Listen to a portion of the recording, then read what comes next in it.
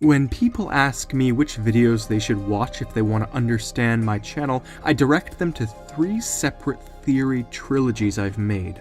I direct them to my theories on Syndrome from The Incredibles, I direct them to the even more deep trilogy of Monsters Inc. theories, and of course, my channel's OG bombshell, the now trilogy of Ratatouille theories. These theories are some of the most fun things I've ever had the great pleasure of creating, analyzing, writing, discovering, and deconstructing.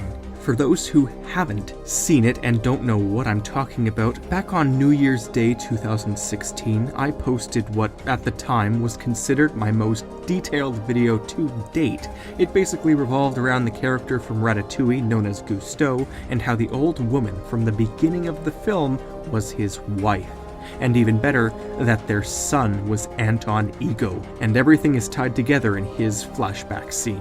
There were a few holes though, so I waited 11 months before revising the theory and coming to a slightly different conclusion that prompted far less holes. Basically, I concluded that GUSTEAU was actually Ego's brother. I then took this theory and found even smaller holes, so I just made a very short sequel video early 2017 to fill them.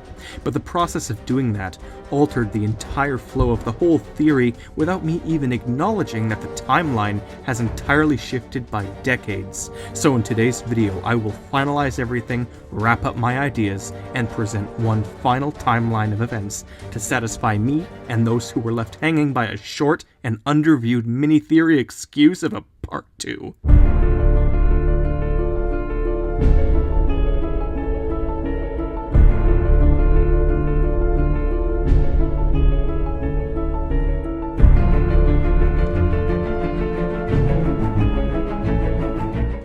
Hello, I'm the Theorizer. Before the epic timeline, I'll just recap Part 2's central point. Basically, everything I said in the revised Part 1 still stands, except for the fact that Anton Ego is not GUSTEAU's son, but rather his brother. Part 2 was mostly just a comment review of my viewers who brought up things that I'd already been thinking for a while. Part 1's timeline was short and incorrect, as was the family tree I illustrated, but recently as I've been looking at it all again, I acknowledge the stunning visual similarities between GUSTEAU and Ego. They're very close in age, and other than the fat plaguing one and the skinny plaguing the other, they look identical. They're genetics. In fact, they're completely identical hair colors and hair consistencies, and if I had a shred of proof for it, I'd be prompted to brand them as twins. The only difference is their last name and accents, which I confirmed was caused by Ego's resentment and moving to, likely, England for a while. The man in the photo on Mabel's shelf also looks like a mix between them, hence why, after seeing another photo that confirmed she married him, I branded him their father. Same fat as GUSTEAU, same elongated cranium as Ego. So today, let's get to this thing. So the movie takes place in the year 2007, and if we backtrack with estimated dates, such as the assumption that Ego and GUSTEAU would be around 60, that places their birth dates at 1947, and assuming Mabel is around 80, that would put her birth date at 1927. So, starting in the year 1927, or sometime in the 1920s, Mabel is born, as is her future husband. They grow up, and in the mid to late 1940s, they have Anton Ego and Augusta GUSTEAU. Now, I'm not actually sure if it was Ego or GUSTEAU who changed their name to make it more celebrity-like. I mean, both last names are pretty quirky.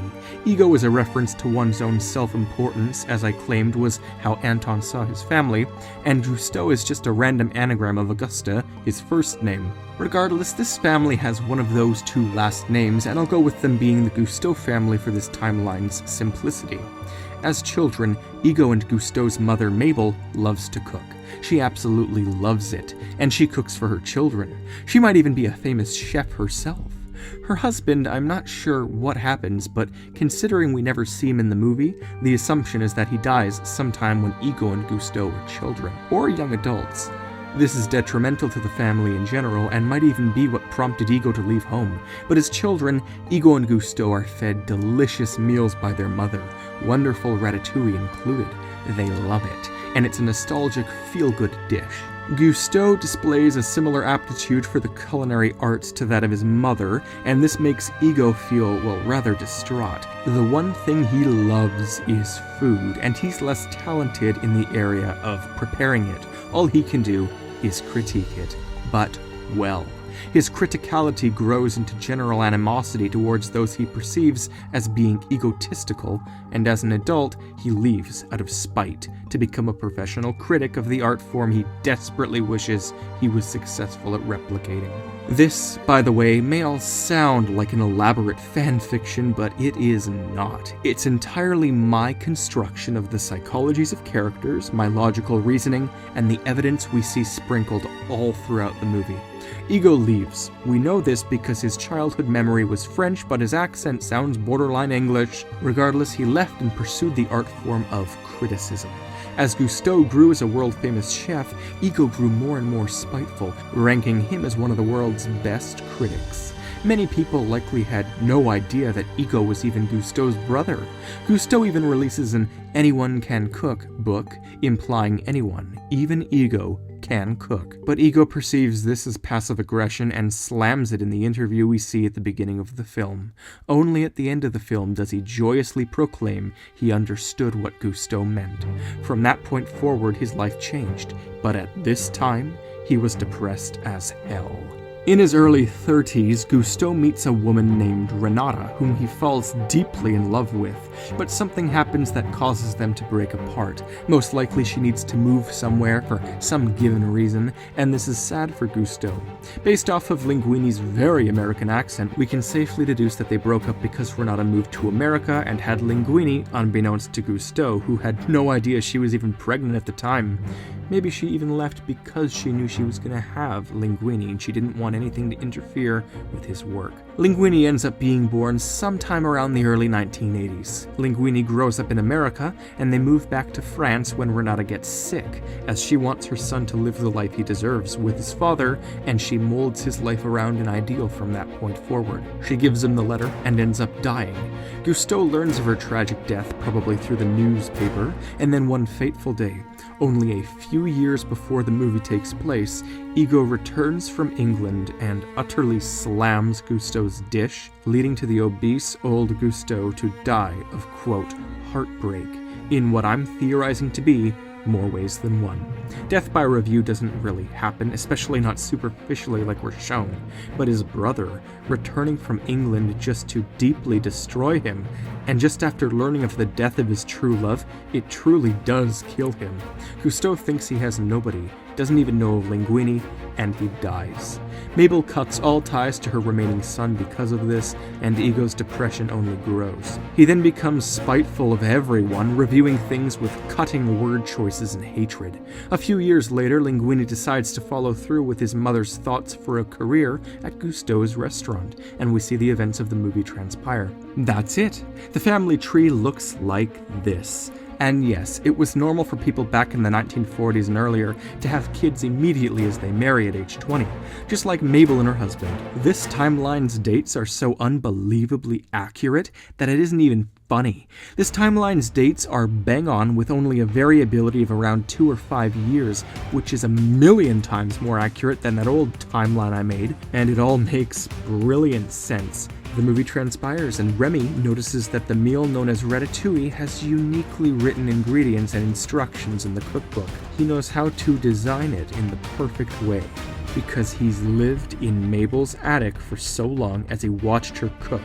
He knows how Ego would like it, because Remy knows who Ego is. He sees that the recipe is wrong in GUSTEAU's book, because GUSTEAU failed to replicate his mother's perfect dish. But Remy is a transcendent little rat. In fact, I might even be prompted to say that he's the reincarnation of Auguste GUSTEAU and was reborn into this world purely for the task of saving the family he just so happened to live in the attic of. GUSTEAU's unfinished business. Remy even sees GUSTEAU as a ghost of his past. But I won't go much further with that whole reincarnation idea, at least not now. Ego is shocked at the brilliant nostalgia he feels after eating the ratatouille, and the meal forces him to remember the love and impact of his mother and brother, and it completely rises him from his clouded depression by the end of the film. And I mean, like, seriously, why would recalling a food you ate when hurting your knee make you change your life's philosophy, unless it had a deeper tie? I even thought it was implied that his mother had gone so far as to have died. So perhaps Mabel ended up dying after her house was destroyed, all those memories gone. And we know GUSTEAU died of heartbreak, so heredity. In my old video, I say that everything was identical to Mabel's house except for the main room, which is almost mirrored. I think that's untrue. I think it was just the back door we got to see in Ego's flashback, which is why the room looked mirrored. They barely show the back door, but when they do, it looks intensely similar. As you can see, I do love to obsess over things that don't have much impact. It's fun. And Pixar puts things like a framed man on Mabel's shelf there. They animate it. They have instructions to do so. They build little stories like this into their films. They've confirmed that they do this, and I'm here to solve them. In fact, maybe I'll do Skinner's Past next. This theory is done. It's perfect the way it is. Another Pixar theory trilogy complete. Now I'll move on to 2019. This year has been so much fun for making theories. In fact, based off of audience reception on my lore theories, here's a little calendar of my channel's progress through my time of making theories on YouTube. I love making statistics like this because I'm nerdy. But YouTube's been dampening my channel's views and really everything, which makes it harder to get said theories to the very people subscribed to me. I confirmed this problem with them, but there's nothing they're willing to do to fix it. So make sure to click the subscribe button below because it makes sure YouTube gets you the video. Oftentimes it just isn't enough though, so they recommend that you also click the little bell icon and choose the all button under the notifications pop-up. This specific trilogy is over, but I hope to do more Ratatouille soon because I do love this movie.